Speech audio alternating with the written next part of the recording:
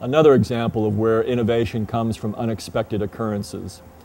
A thorough examination by Ford Motor Company of how they created the Edsel is an interesting story. The Edsel was the most thoroughly planned American car ever, and it was the biggest failure ever. Ford engaged in significant amount of market research in their design of the Edsel, and the market research was all wrong. The Edsel was a massive failure. My generation used to just simply use the word Edsel to designate a massive failure.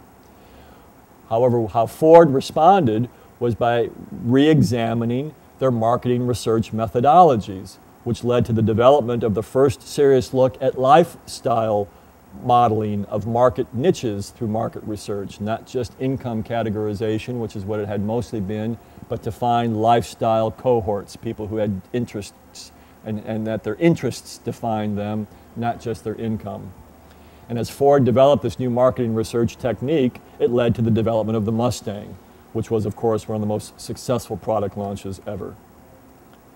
Another source of innovation, according to Drucker, is found in incongruities, a sort of pattern recognition, where you ask the question, isn't there something within the rhythm or the flow or the process that just doesn't belong? A couple of examples of finding innovation in incongruities.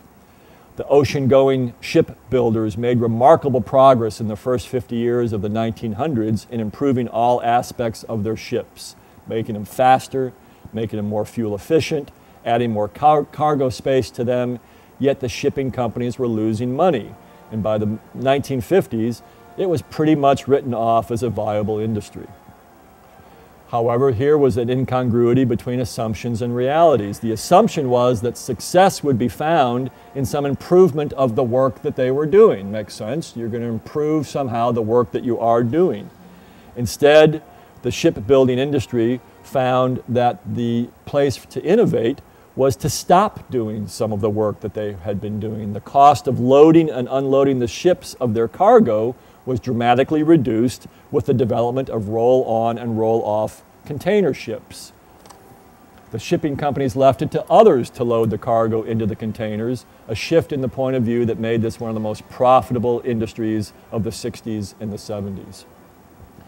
An area where I think innovation can be found, to piggyback behind Drucker, who was talking about unexpected occurrences, who's talking about incongruities. I think you should look for innovation in the confluences, where things merge.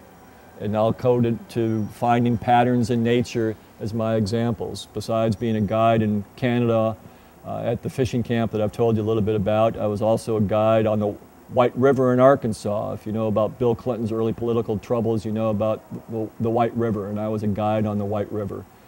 And there was a place where the White River and the Buffalo River merged, the White River being a cold trout river, the Buffalo River being a warmer bass river. And wow, where the confluences of those two rivers met, there was extraordinary fishing to be had. There was just great fishing to be had in the confluences of those two streams. When I go out in the woods, what I discover is that the greatest diversity of bird life, of wildlife, is found in the confluences. It isn't in the meadow, it isn't in the forest, it's where the meadow and the forest meet. That's where the greatest diversity of life is to be found. That's where I think significant innovation can be found, is in the confluences.